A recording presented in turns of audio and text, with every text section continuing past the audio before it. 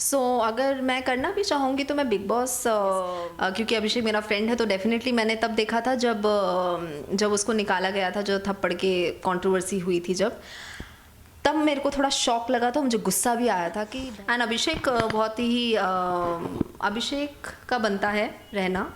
मुनव्वर ने भी थोड़ी बहुत तो कोशिश की है उसने भी, एंड ना रहने के हिसाब से यार, एक तो मनारा भी थी, वो फुल टाइम तो स्टार्टिंग में कंफ्यूज चल रही थी पूरी। तो स्वागत है आपका टेली बाइट्स में। Thank you so much. Congratulations new show. Thank you so much. Yes. सबसे पहले शो के बारे में और आपके कैरेक्टर के बारे में कुछ बताइए। मेरा कैरेक्टर इसमें बहुत ही इंटरेस्टिंग है। मतलब आपने अगर जितने भी मेरे शोज़ देखे होंगे, there are so many shows. आपने जब मेरी ये मोहब्बतें से स्टार्टिंग हुई थी, वहाँ से लेके अभी तक का जो मेरा सफ़र है, उसमें मैंने पॉजिटिव भी किए हैं एंड नेगेटिव भी किए हैं। और दोनों, ये बहुत ही रेयर होता है कि आपको दोनों कैरेक्टर के अकॉर्डिंगली आपको पसंद किया जा रहा है, and that's a very big thing for actor. And ये जो मेरा कैरेक्टर है, ये सबसे डिफरेंट है। जितने भी आपने अगर मेरे कैरेक्टर देखे होंगे, पॉजिटिव में या नेगेटिव में, हर चीज़ में अगर मैं विदाउट मेकअप रहूं तो मुझे पहचाना is very difficult. But only this show, ये पहला शो है जहाँ पे मैं जैसी हूँ, जैसी अगर आप मुझे देख रहे हैं, मैं ऐसी ही आपको ऑन स्क्रीन भी दिखने वाली हूँ। और ये सबसे बड़ी बात है एज एन एक्टर कि आपको एक प्रॉपर विजिबिलिटी मिलती है। आपको एक मतलब जैसा आप सोच के आते हो, एक आपका माइंड सेट रहता है कि आपको कैसा दिखना है, कैसा आपको काम लेना है। सो अभी तक जितने भी मैंने किए उसमें सब heavy makeup, sari, jewelleries and heavy makeup, different kind of आपके चीज़ें चलती हैं कैरेक्टर को लेके, कपड़ों को लेके। तो अब यहाँ पर जो है नैनी, जो कैरेक्टर नेम है नैनी, एंड शो का नाम है कुछ रीत जगत की ऐसी है।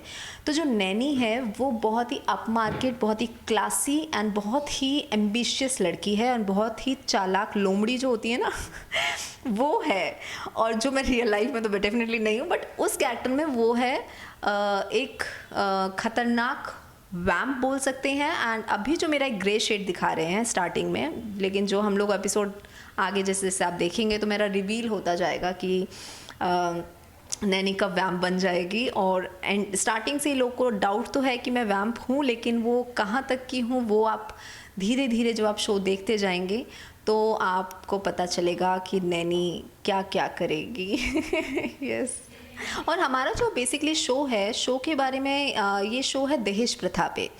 एंड जो सबसे बड़ा और इतना इम्पॉर्टेंट टॉपिक है कि ये हम हर जगह सुनते हैं, स्पेशली इंडियंस जो हम लोग हैं, इतना घर घर में ये चीज़ें चलती हैं। वही हमारा शो का उद्देश्य है कि आप थोड़ा भी अगर आप सीखते हैं, कुछ चीज़ें हैं कि समझ के भी लोग नहीं समझना चाहते हैं, ये उस टाइप का टॉपिक है कि लोग पता है कि ये गलत है, एक नॉर्मल देना और एक प्रेशर में देना।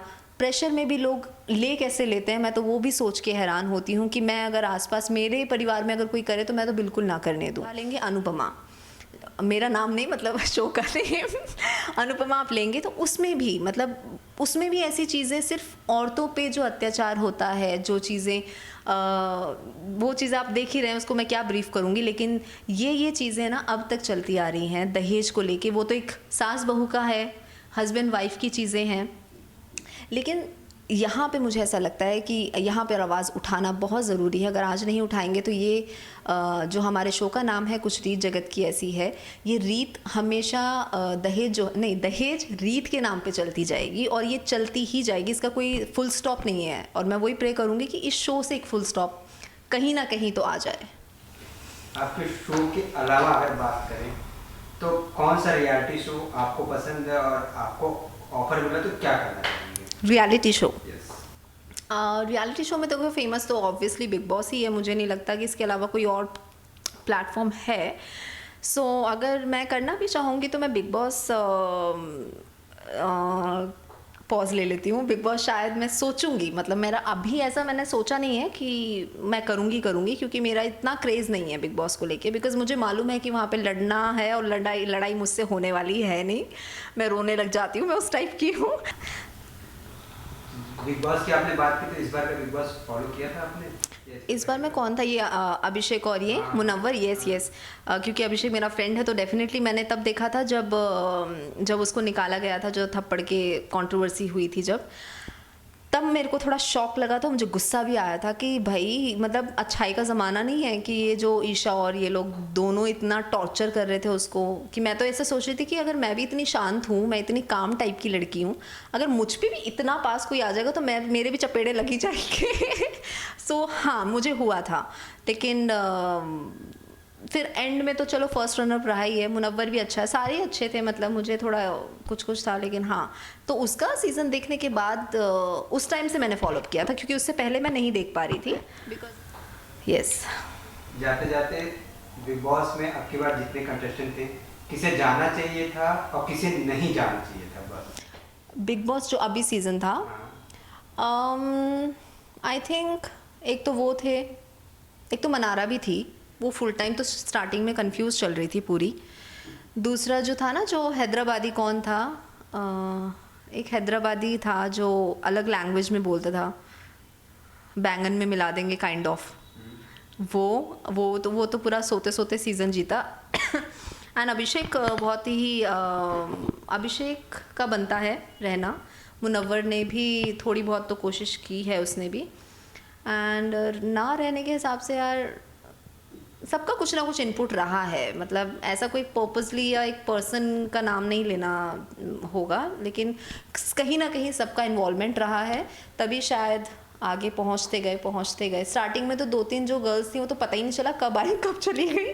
वो मुझे जब फिनाले हुआ तब मैंने देखा कि ये कब आई थी, तो वो चीज़ें होती हैं। तो बिग बॉस में जाना बहुत बड़ा टास्क है। अगर जाते हो तो फिर आपको थोड़ा सा कामली हैंडल करना पड़ता है। सबसे इम्पॉर्टेंट मुझे वहाँ पे है ना, एक चीज़ सबसे इम्पॉर्टेंट लगती है, आपका मेंटल स्ट्रेंथ क्या है, आप यहाँ से कितने स्ट्रॉन्ग हो। अगर आप इधर से स्ट्रॉन्ग हो तो कुछ चीज़ें गो विद द फ्लो चली जाती हैं, अदरवाइज़ फिर बहुत डिफ़िकल्टीज़ हो जाती हैं। कितने लोगों को मेडिसिन लेनी पड़ जाती है। उसके बाद मैंने सुना है कि आफ्टर बिग बॉस आपको ना ये मतलब डिप्रेशंस के ये चीज़ों के बहुत मेडिसिन एक्टर्स लेते हैं। ये सुन के मुझे थोड़ा चक्कर आ गए थे। मैंने बोला आर यू सीरियस, मतलब अगर आप जाते हो ना तो सिर्फ फ़न के लिए जाओ। मतलब मैं भी अगर गई तो as a fun, as a बस घूमने फिरने, और मैं आ गई बस सलमान खान से मिल के। यस। लास्ट में जाते जाते मैसेज पढ़ते हैं। Thank you so much guys, जितने भी मेरे फैंस मुझे इतना सारा प्यार देते हैं, हर शो में देते हैं, और आज तक आपने इतना प्यार दिया, आगे भी बनाए रखिए। और इतना मतलब ऐसे ऐसे प्यार देते देते आप मुझे नए शो में भी जो आप देखने वाले हैं, नैनी एज अ नैनी, जो कुछ रीत जगत की ऐसी है, और मंडे टू फ्राइडे आता है 8:30, क्योंकि नया शो है तो इसका मेरे को टाइम बोलना भी बहुत ज़रूरी है, क्योंकि टाइम लोग को मालूम नहीं पड़ता है। तो उतना प्यार दीजिए, और हमारा शो का जो पर्पस है, जैसे मैंने आपको बताया, बस वो घर घर में पहुंच जाए। और For top serials on sets to personal interviews and fun segments with actors, subscribe to Telebytes right away.